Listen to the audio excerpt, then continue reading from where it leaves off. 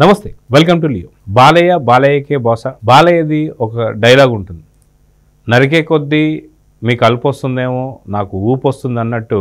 ఆయన ఇంకా ఏజ్ పెరిగే కొద్దీ ఆయనకి అలుపు రావడం కాదు, ఊపు వస్తుందనే చెప్పుకోవాలి. ఎందుకంటే ఆయన కలెక్షన్సే ఈ మాటలు చెప్తున్నాయి. మొత్తానికి దేని గురించి ఈ డిస్కషన్ అనే దానిపై మనతో పాటు సీనియర్ జర్నలిస్ట్ హేమ సుందర్ గారు ఉన్నారు. వారిని అడిగి తెలుసుకుందాం.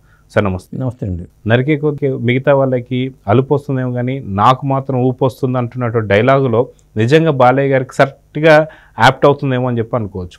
ఎందుకంటే ఇంకా ఏజ్ పెరిగే కొద్దీ కూడా సినిమాల తాకిడి కానీ సినిమాల్లో కలెక్షన్స్ కానీ ఇవన్నీ కూడా ఊపు వచ్చేలాగానే కనిపిస్తున్నాయి బాలయ్య గారి విషయంలో. సో నిజంగా ఎందుకు ఈ టాపిక్ వచ్చింది అంటే ఏం చెప్తారు? అంటే కలెక్షన్స్ రికార్డుల పరంగా చూసుకుంటే బాలయ్య రికార్డులని బాలయ్య బదులు కొట్టేసాడండి. ఎందుకంటే డాకు మహారాజుకి ఈ స్థాయిలో ఫస్ట్ డే కలెక్షన్స్ రావడం అనేది ఒక రికార్డుగా చెప్పాల్సి వస్తుంది. ఎందుకంటే అంతకుముందు అఖండ పెద్ద హిట్, మరి వీరసింహారెడ్డి రెండో సినిమాకి సంక్రాంతికి వచ్చిన వీరసింహారెడ్డి పెద్ద హిట్టే, ఆ తర్వాత భగవంత్ కేసరి పెద్ద హిట్టే. మరి ఆ మూడు సినిమాల కలెక్షన్ని మన డాకు మహారాజు ఓపెనింగ్ కలెక్షన్ చూసుకుంటే, ఫస్ట్ డే కలెక్షన్ చూసుకుంటే ఆ మూడు సినిమాల్లో వీరసింహారెడ్డి 48 కోట్లతో టాప్లో ఉంది ఫస్ట్ డే కలెక్షన్స్ పరంగా. ఇప్పుడు 56 కోట్లు కలెక్షన్స్ వచ్చినాయి.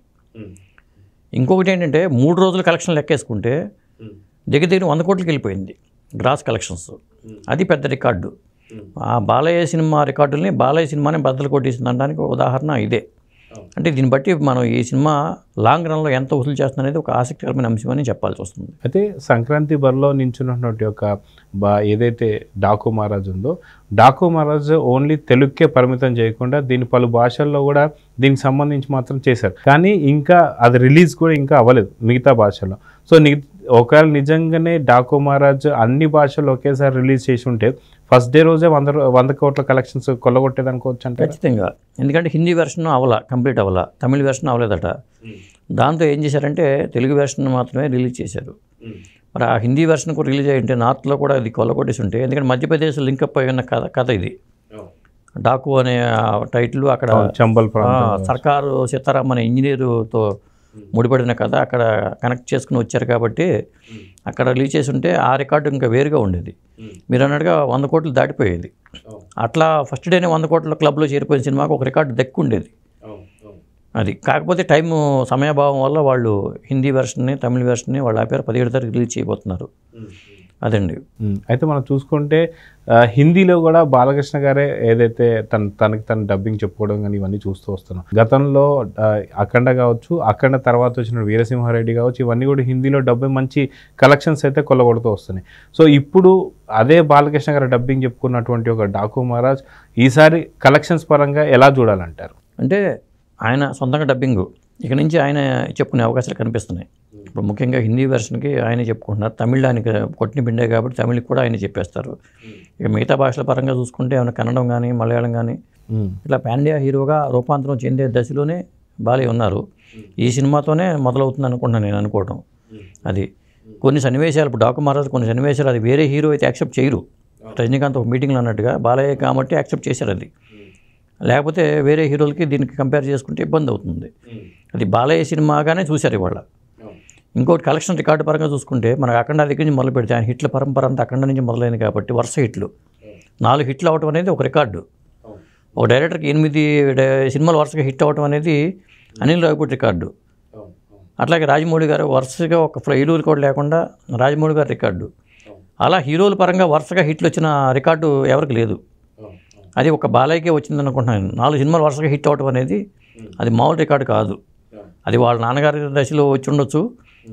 కానీ బాలయ్య ఇప్పుడు ఈ తరం హీరోల్లో ఈయన 4 పిల్లర్స్లో వరుసగా 4 హిట్లు రావడం అనేది కూడా ఒక రికార్డే. 60 దశాబ్దాలు నిన్నటువంటి హీరోలు ఎవరైతే ఉన్నారో వాళ్ళందరిలో కూడా ఇన్ని హిట్లు ఉన్నటువంటి హీరో ఎవరూ లేరు. వాస్తవం చెప్పుకుంటే చిరంజీవి గారు కూడా ఆశ్చర్య మిగిల్చినటువంటి చేదు అనుభవాలు అయితే మనం చూస్తూ వస్తున్నాం.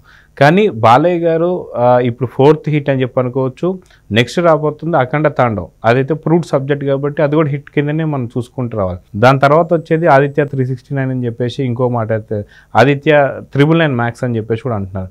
సో అది కూడా ఎలాగా ఉండబోతుందో మన అందరికీ తెలుసు. సంగీత శ్రీనివాస్ గారి యొక్క కొంత సపోర్ట్ కూడా తీసుకుంటున్నారని చెప్పేసి. సో బాలయ్య గారికి ఇక ఎదురు లేదు అని చెప్పేసి అనుకోవచ్చు అంటారా? ఖచ్చితంగా. ఎందుకంటే కలిసి వచ్చి రోజు ఇస్తే నడిచి వచ్చి కొడుకు పడతారంటారు. ఇప్పుడు అఖండ తాండవ సినిమా చేయబోతున్నారు వాళ్ళు. దానికి ఏంటంటే మహాకుంభమేళ అనేది ఇప్పుడు జరగబోతుంది. అక్కడ సన్నివేశాలు చిత్రీకరిస్తున్నారు. కలిసి వచ్చినట్టే కదా. అక్కడ అఘోర పాత్రకి కుంభమేళాలో 140 సంవత్సరాలకు ఒకసారి వస్తుంది మహాకుంభమేళా అనేది. 144 సంవత్సరాల క్రితం వచ్చే కుంభమేళా ఇప్పుడు వచ్చింది. అక్కడ వీళ్ళు పిక్చరైజేషన్ చేస్తున్నారు. ఇప్పుడు అక్కడ నాగా సాధువులు కానీ లేకపోతే ఇవి కుంభమేళాలో చాలామంది ఉంటారు. ఇవన్నీ చిత్రీకరించడానికి అవకాశం ఉన్న టైం ఇది. ఎందుకంటే మనం చూసుకుంటే ఇది మీరు అన్నట్టుగా దాదాపు 140 సంవత్సరాల తర్వాత వచ్చేదంటే ఇకపై ఏ సినిమా కూడా ఈ యొక్క క్రెడిట్ అయితే దక్కించుకోలేదు. ఎందుకంటే 140 సంవత్సరాల తర్వాత అప్పుడు రాజు ఎవరో మంత్రో తెలియదు, అవ్వలేదు. సో మళ్ళీ ఇప్పుడు తీస్తే మళ్ళీ నెక్స్ట్ వచ్చే కుంభమేళాకి ఎలా ఉంటుందో పరిస్థితి చెప్పలేం కాబట్టి సో ఫస్ట్ అండ్ లాస్ట్ ఇది ఒక పెద్ద రికార్డు కూడా అని చెప్పి అనుకోవచ్చు అఖండ తాండవంలో. ఖచ్చితంగా వాళ్ళు క్యాప్చర్ చేయగలగాలి ఆ విజువల్స్ని. అంతమంది సాధువులు అఘోరాలు బట్టలు లేకుండా వాళ్ళు వెళ్ళే సన్నివేశాలు, తొక్కిసలాట్లు ఇవన్నీ చూస్తూ ఉంటాం. ఇప్పుడు మహాకుంభమేళా 144 సంవత్సరాల తర్వాత వచ్చిందంటే మరి అక్కడ ఏ స్థాయిలో ఎంతమంది తరలి వస్తారో, ఎక్కడెక్కడ హిమాలయ యోగులు ఉంటారు, ఇవన్నీ ఉంటాయి. కొంతమంది యోగులు సూక్ష్మ రూపాల్లో వస్తారంటారు. ఈ స్పిరిచువల్ రిలేటెడ్ సబ్జెక్ట్ కాబట్టి అద్భుతంగా ఉండే అవకాశం అయితే ఉంది. ఖచ్చితంగా బోయపాటిగా దాన్ని క్యాప్చర్ చేసి చేయగలరు. అలాగే కలెక్షన్ రికార్డు పరంగా చూద్దాం ఒకసారి మనం. అఖండ ఫస్ట్ డే 25 కోట్లు వచ్చిందండి. అది టోటల్ కలెక్షన్స్ ఏంటంటే 115 కోట్లు గ్రాస్ వచ్చింది. అంటే 66 కోట్లు షేర్ వచ్చింది. అంటే బాలయ్య బాబు రెమ్యునరేషన్ అప్పుడు చాలా తక్కువ ఉండేది. అది కలెక్షన్స్ పరంగా చూసుకుంటే 115 కోట్లతో అఖండ రికార్డు ఉంది. ఇక వీరసింహారెడ్డికి వచ్చేసరికి ఫస్ట్ డే 48 కోట్లు 50 కోట్లుగా చెప్తున్నారు. అది సంక్రాంతి టైంలో రిలీజ్ అయింది కాబట్టి ఆ ఓపెనింగ్స్ అనేది దక్కినాయి. మరి ఆ కలెక్షన్స్ని మరి ఇప్పుడు చూసుకుంటే అది కూడా టోటల్ కలెక్షన్స్ 132 కోట్లు వీరసింహారెడ్డి పేరుతో కలెక్షన్స్ ఉన్నాయి. ఇక భగవంత్ కేసరికి వచ్చేసరికి ఫస్ట్ డే 32 కోట్లు చిల్లర భగవంత్ కేసరికి ఉంది. అంటే 56 కోట్లకి 32 కోట్లకి పొంతం లేదు. అంటే భగవంత్ కేసరి కన్నా ఫస్ట్ డే కలెక్షన్ పరంగా సాధించిందని చెప్పాల్సి వస్తుంది. ఇక భగవంత్ కేసరి ఏంటంటే టోటల్ షేర్ చూసుకుంటే 70 కోట్లు ఉంది, కానీ గ్రాస్ చూసుకుంటే 140 కోట్లు గ్రాస్ ఉంది.